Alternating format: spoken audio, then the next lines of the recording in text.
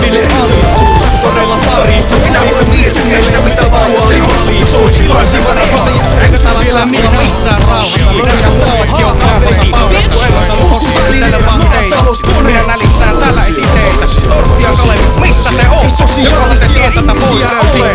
Nyttäkin kyllä pari potkua poikaa, niistä saa taas kunnolla voimaa.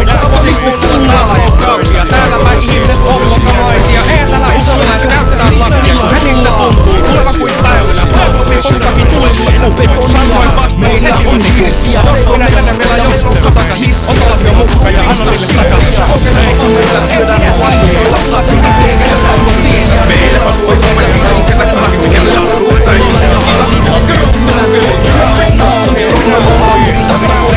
Minä olen mies, kestä mitä vaan sen asunto soittaa. Like a boss. Minä olen riski ja puhutaan käsiä. Eikä pojaa in the house, kun mulla parjautumissa ilmassitten säksiä. Kamosin nekosellekin kyllä sarehyyneillä. Vitu hyvää pizzeria on täällä huudella. Joku eteltonni parisi pitää paskas. Meillä on täällä hapaveellä hiihtäjä passas. Kulkuvälineenä maatalouskone. Habavesi, habavesi, habavesi, habavesi. Ei sosiaalisia ihmisiä ole. Habavesi, habavesi, habavesi, habavesi. Ja mistä tullaan? Bensa leppärittää Nissanilla rullaa.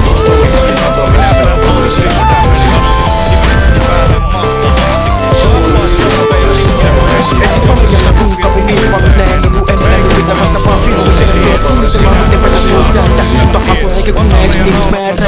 Minä autolin juuri persamulla. Tästä pöpöröstä menee saunun kuulemaan. Ei viittämään menikin jonnavan kohdilluotakin onkaista. Et pitäis lukea. Minä menikin muu olis pohtikaan nyt ministeri. Virumi kun täällä on niin muu muuviksi. Mutta mitä säännät on niin pelissä. Sinä ei kantaa välillä taas. Keskuksi kyllä on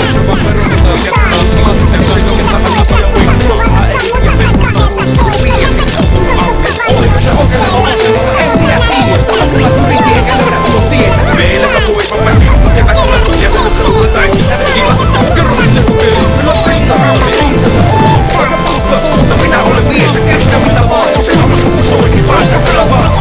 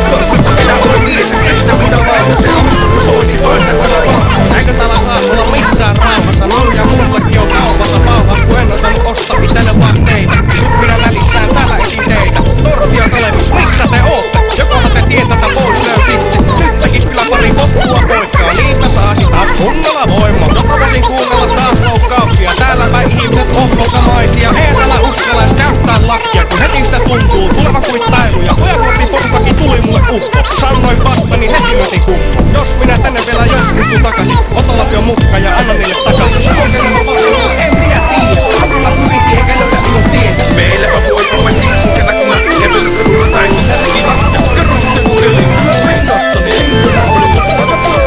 Minä olen mies, kestä mitä vaan, sen on sun soini, päästä tällä vaan.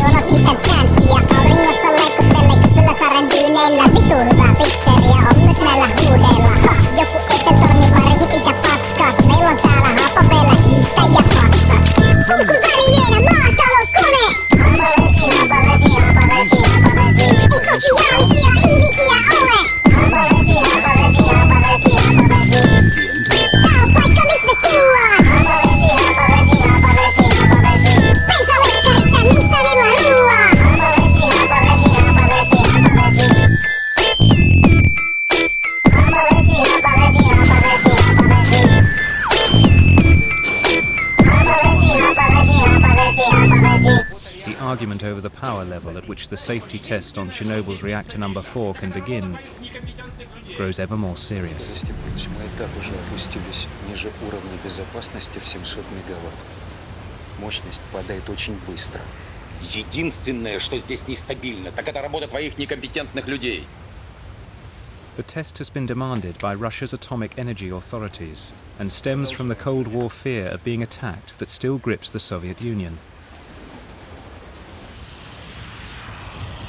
A few years before, the Israeli Air Force bombed an Iraqi nuclear reactor built by the Russians.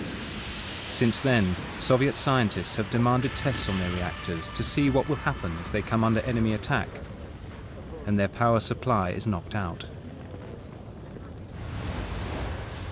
But Deputy Chief Engineer Anatoly Dyatlov is deliberately ignoring top-level advice on how the test should be done. The guidelines state that the reactor's power should be between 700 and 1,000 megawatts when the test begins. Dyatlov wants to do the test at only 200 megawatts to preserve the cooling water that stops the reactor overheating. He believes there's little risk.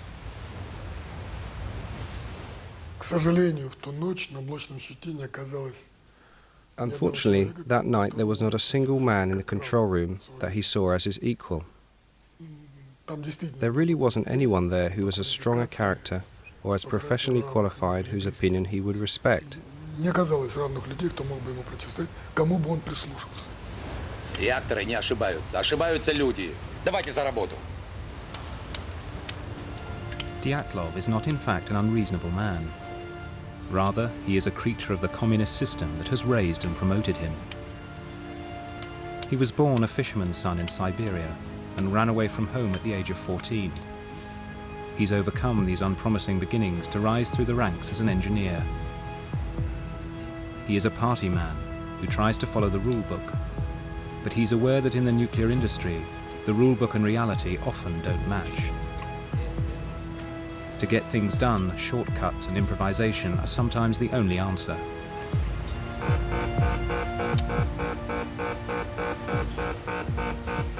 Winding the power down has led to it dropping too fast.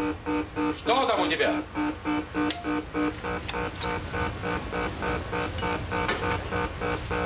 Ну, мощность быстро падает. Ты что натворил, идиот? Что ты наделал? Ты же мощность упустил!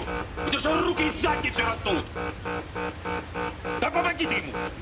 Успокойся, успокойся, не суетись. Начинаем все сначала. Успокойся.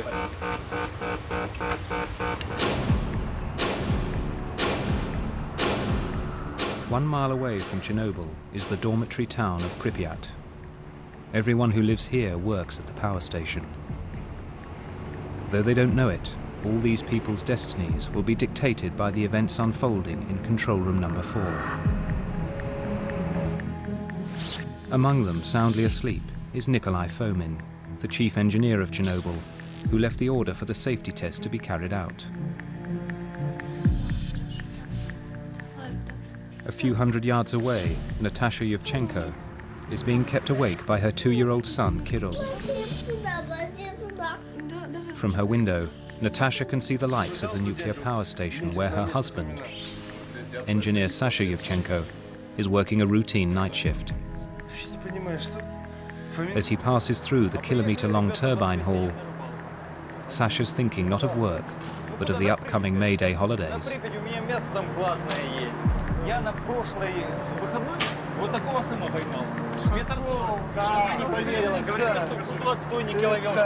Чем-то этот вечер отличался, знаете, не так, как всегда. There was something about that night, something unusual. For some reason, I got all dressed up. The weather was remarkable, very warm for spring. I went off to work in a terrific mood. But my wife said that all night our son Kirill was crying. She didn't sleep a wink. Кирилл плакал, вона не сама. Риба дуже маленька сьогодні, знаєш. Що дуже маленька. Каже, може... Others are also awake, among them 2 fishermen.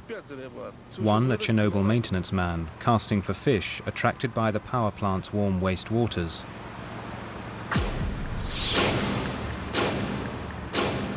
"24 minutes to 1. A new problem disturbs the concentration of the increasingly fraught operators.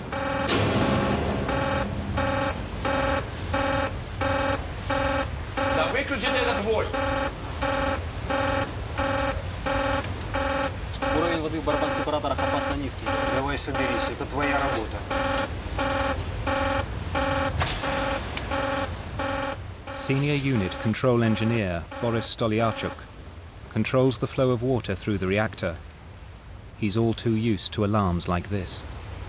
А что касается уровней в барабан-сепараторах, то их... As for the water levels in the separator drums, it was always difficult to control them at low power. Поэтому любой оператор знал об этом и был... All the operators knew about it, so I didn't feel afraid. Никаких Then, особых чувств вроде испуга я не испытывал. 22 minutes to 1. The reactor has ground to a complete halt. Dyatlov makes a fateful decision. Ты же уронил реактор! Имбецил ты долбанный! Ну давай, поднимай мощность! Выводи регулирующие стержни! Бегом! To raise power after 12:30, the shift actually had to pull all the control rods out of the reactor. All the control rods. This was like cocking a gun.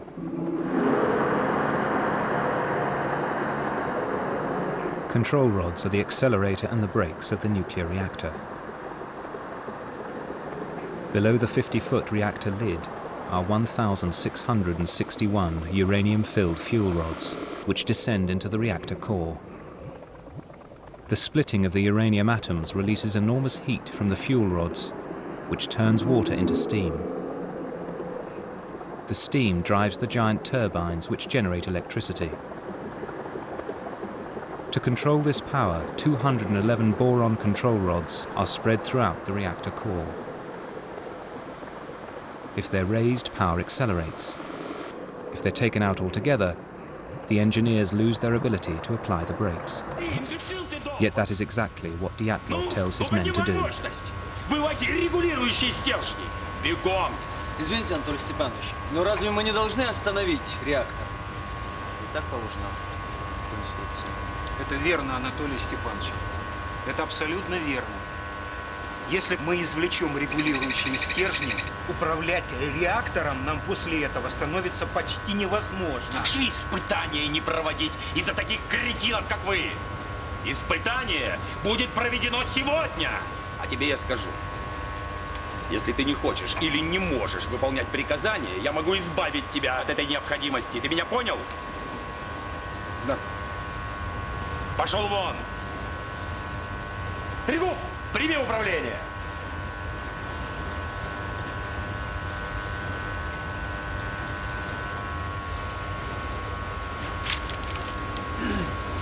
Начал.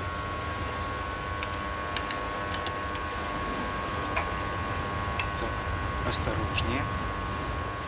The men's revolt has failed. Tregub and Akimov power up the reactor.